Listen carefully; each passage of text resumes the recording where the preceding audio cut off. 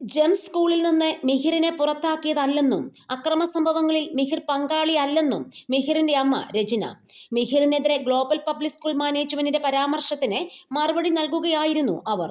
മിഹിറിനെ Gems സ്കൂളിൽ നിന്ന് പുറത്താക്കിയപ്പോൾ പഠിക്കാൻ അവസരം നൽകിയെന്നായിരുന്നു ഗ്ലോബൽ സ്കൂളിന്റെ വിശദീകരണം.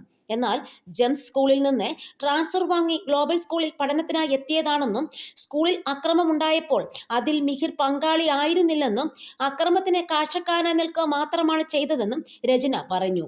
മിഹിർ പ്രശ്നക്കാരനായിരുന്നുവെന്നും സുഹൃത്തുക്കളുമായി ചേർന്ന് മറ്റൊരു വിദ്യാർത്ഥിയെ ഉപദ്രവിച്ചുവെന്നും അടക്കമുള്ള ഗുരുതര ആരോപണമായിരുന്നു ഗ്ലോബൽ സ്കൂൾ അധികൃതർ ഉന്നയിച്ചത്.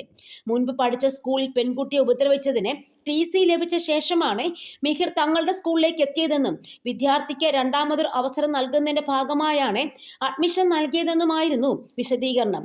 ചില പ്രശ്നങ്ങൾ ഉണ്ടാക്കിയപ്പോൾ മാതാപിതാക്കളെ സ്കൂളിൽ വിളിച്ചു വരുത്തിയിരുന്നെന്നും രക്ഷിതാക്കൾ ആരോപിക്കുന്നത് പോലെ മിഹിറിനെ ആരും റാഗിംഗ് ചെയ്തിട്ടില്ലെന്നുമായിരുന്നു ഗ്ലോബൽ സ്കൂൾ അധികൃതർ വാർത്താക്കുറിപ്പിലൂടെ വ്യക്തമാക്കിയത്.